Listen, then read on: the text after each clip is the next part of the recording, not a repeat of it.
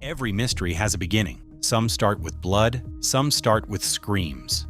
But this one starts with a vacation. Cheap flights, loud laughter, sunburned skin, and the kind of careless energy you only see when people believe nothing can go wrong. 6 friends from Germany land in Bulgaria, chasing a break from routine. Among them is a man named Lars Mittank, 28 years old, quiet, reserved, not the type who dominates conversations or seeks attention. The kind of guy you barely notice in a group photo, and yet, somehow, he would become the center of one of the internet's most disturbing mysteries. Not because of what he did, but because of how he disappeared. Because a few days later, this same quiet man would run out of an airport like he was escaping death itself, and then vanish without a trace. No body, no confirmed sightings, no explanation, just a chilling video and a question that refuses to go away. At first, everything about the trip feels painfully normal. The group checks into Golden Sands, one of Bulgaria's busiest tourist spots. It's exactly what you'd expect: crowded beaches, loud clubs, cheap alcohol, and people who came here to forget responsibility exists. Lars isn't acting strange. There's no sign of fear, no hint that anything is about to go wrong. He laughs with his friends, enjoys the trip, blends into the background like always. If you were there, you wouldn't remember him. That's what makes this case so unsettling, because nothing about him screams future missing person. He wasn't reckless, he wasn't unstable, he was just normal.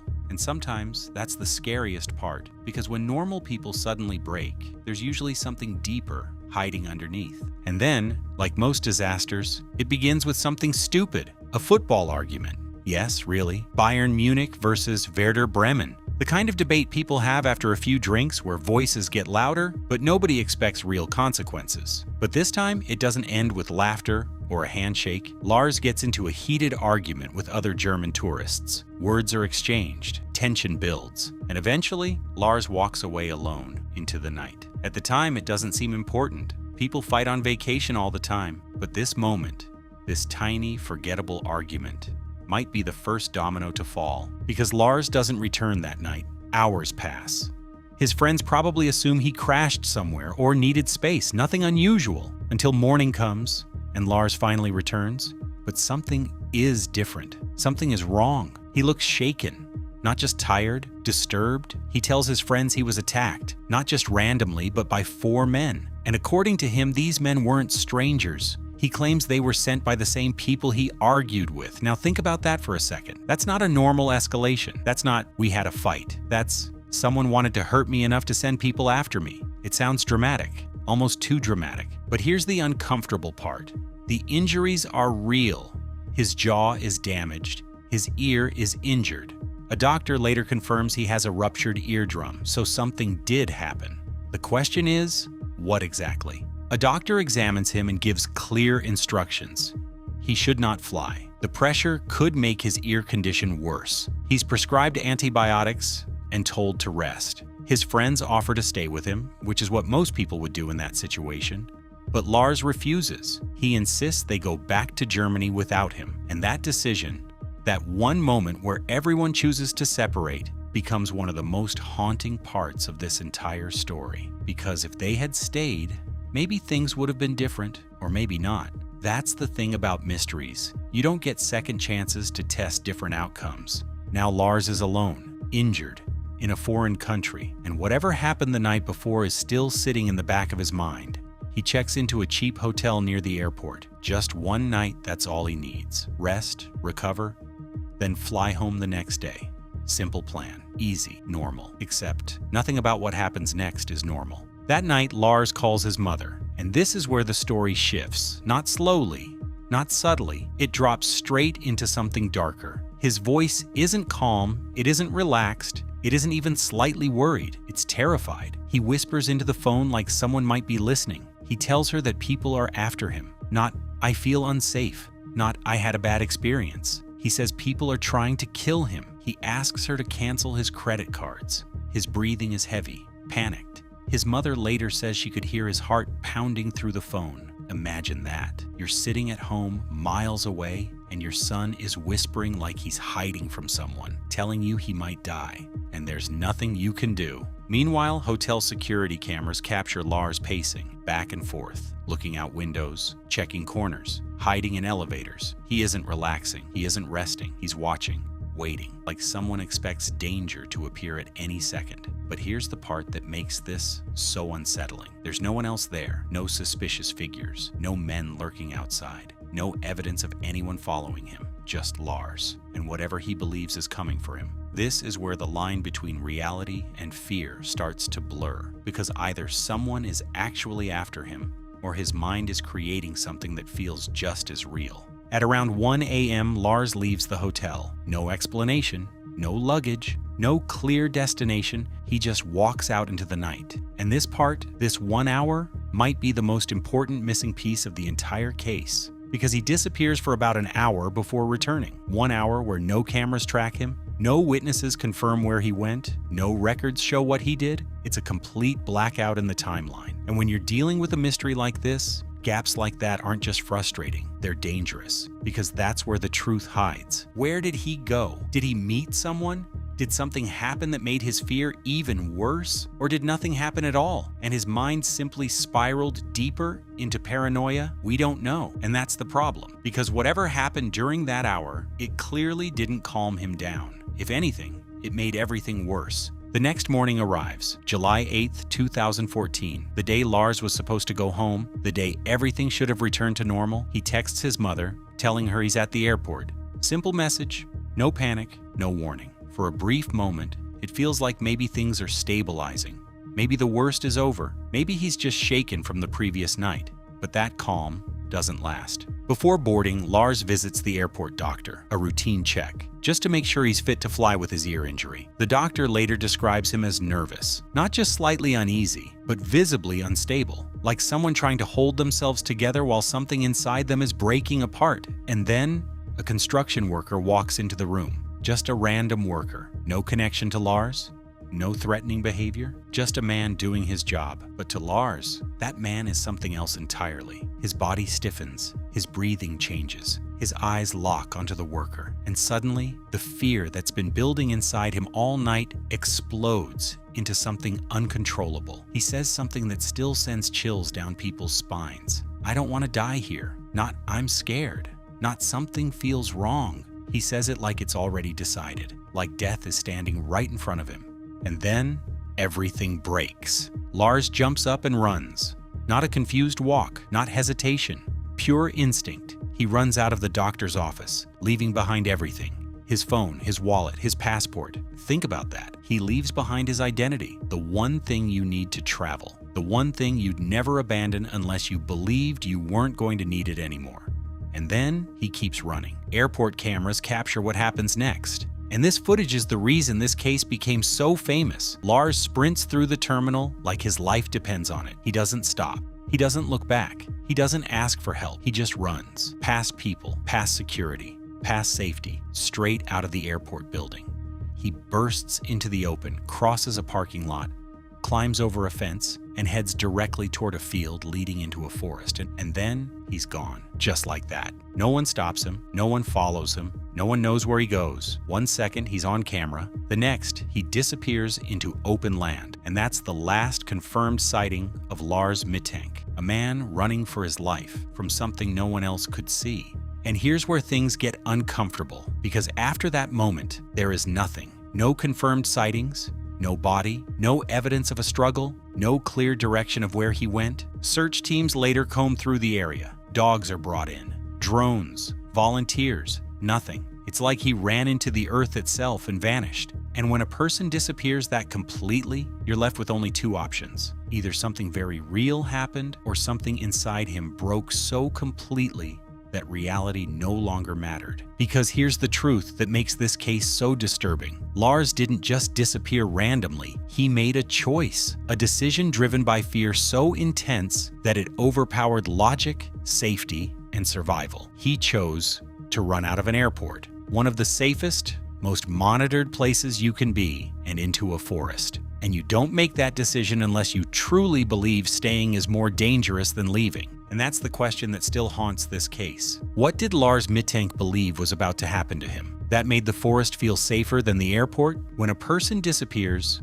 the story usually ends in one of two ways.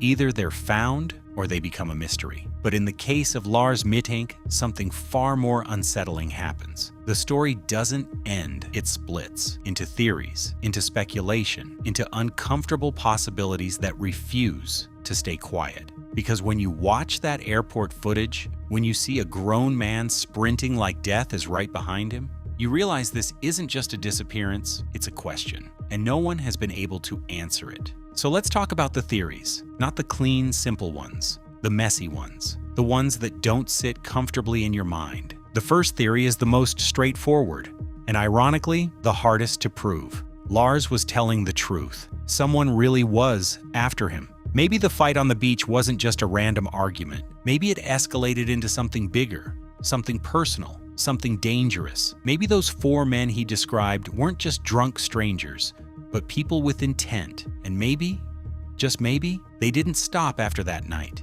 Maybe they followed him, watched him, waited for the right moment. Because think about it, if someone had already attacked him once, what's stopping them from doing it again, especially if they believed he could identify them? But here's the problem. There's no evidence, no CCTV showing anyone following him, no witnesses reporting suspicious individuals at the hotel, no records of threats, nothing. It's like chasing a shadow. You can believe it's there, but you can't prove it exists. And in cases like this, belief isn't enough. Then comes the second theory, the one that makes people uncomfortable because it shifts the danger from the outside world to inside the mind. Psychological breakdown, paranoia, psychosis. The idea that Lars wasn't running from someone, he was running from something his brain created. And before you dismiss that, think about the timeline. He gets injured. He's isolated from his friends. He's in a foreign country where he doesn't feel safe. He's already shaken from a physical attack. That's the perfect storm for the mind to spiral. And when the brain starts to lose its grip on reality, fear doesn't need logic. It doesn't need evidence. It just needs to feel real. And to Lars, it clearly did.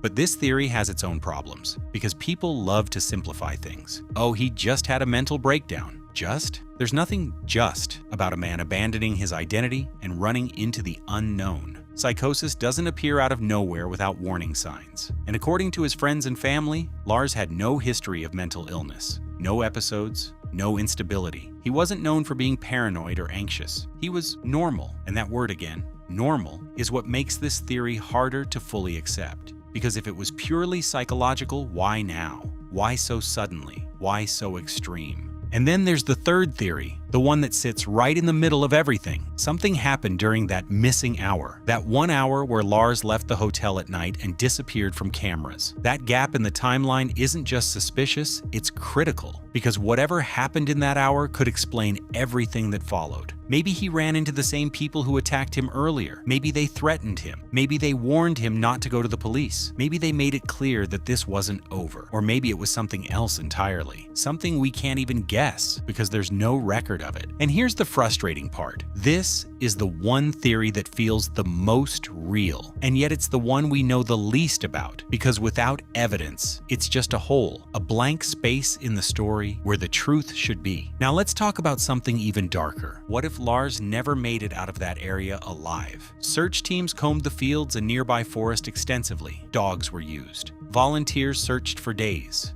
but they found nothing. No clothing, no remains, no sign that he even entered deep into the forest. And that's strange, because if someone runs into an unfamiliar area in a panic, especially injured and disoriented, you'd expect some trace, something. But there was nothing, which leads to a chilling possibility. What if he didn't stay in the forest? What if someone found him? Because here's something people don't like to consider. Just because there's no evidence of someone following him at the airport doesn't mean there wasn't someone waiting outside. Airports are controlled environments, but once you step beyond those doors, it's a different world. Less cameras, less control, more blind spots. If someone had reason to harm him, that would have been the perfect place. And Lars, running blindly, wouldn't have even seen it coming. But again, no evidence, no witnesses, no proof, just possibilities stacking on top of each other. And then there's the theory that refuses to die, the idea that Lars is still alive, It sounds unrealistic at first. A man disappears for years without contacting anyone, leaves behind his family, his identity, his entire life. But then you look at other cases, people who vanished and were later found living completely different lives. It's rare, but not impossible. There have been reported sightings of Lars over the years. A truck driver claimed he picked up a hitchhiker who looked exactly like him, older, with a beard, quiet, distant. Others claimed to have seen him wandering in remote areas, but none of these sightings were confirmed. No photos, no concrete evidence, just stories. And stories, no matter how convincing, don't solve cases. But here's the thing about this theory. It doesn't answer the most important question. If he's alive, why did he run like that? Because whatever caused that level of fear doesn't just disappear. And that's what keeps pulling people back into this case. Not the disappearance itself, but the moment before it. That run, that panic, that look in his eyes. Because when you watch that footage, you don't see confusion, you don't see hesitation, you see certainty, absolute, overwhelming certainty that something is wrong. And humans don't reach that level of fear without a reason.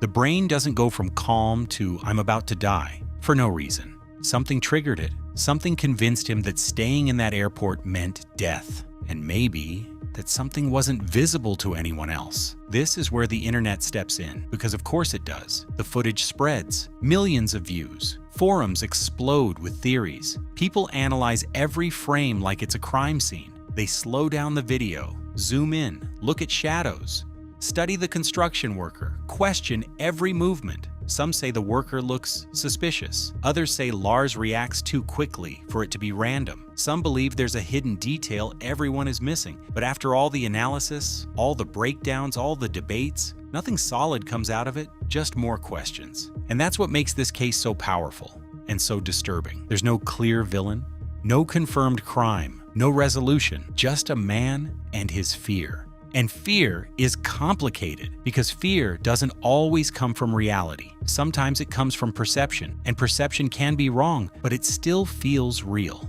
If your brain tells you you're in danger, your body reacts. Your heart races, your muscles tense, your instincts take over, and logic disappears. It gets replaced by one simple command: run. And that's exactly what Lars did. He ran. Not because he wanted to, not because it made sense, but because in that moment, it was the only thing that felt right. And maybe that's the most uncomfortable truth of all, because it means we may never understand what happened. Not because the evidence is missing, but because the answer exists in a place we can't reach, inside his mind. And if that's true, then this case isn't just unsolved, it's unsolvable. Because you can't investigate a thought. You can't track fear. You can't prove what someone believed in their final moments. All you can do is watch the footage. Watch him run and wonder what you would have done in his place. Would you have stayed in the airport, surrounded by people, cameras, safety? Or would you have done the same thing? Would you have trusted logic or fear? Because here's the reality most people don't want to admit.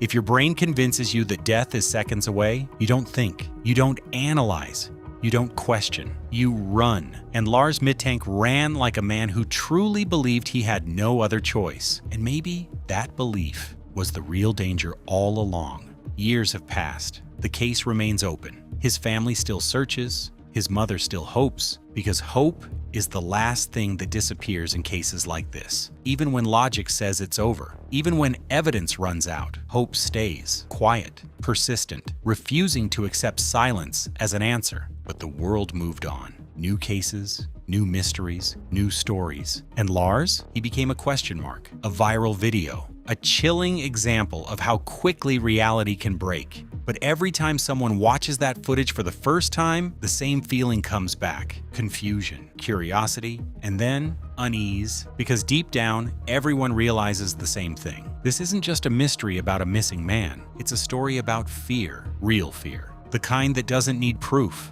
the kind that doesn't wait for logic, the kind that can take control and never give it back. And maybe that's why this case refuses to fade, because it forces you to ask a question you don't want to answer. What would it take for you to run like that?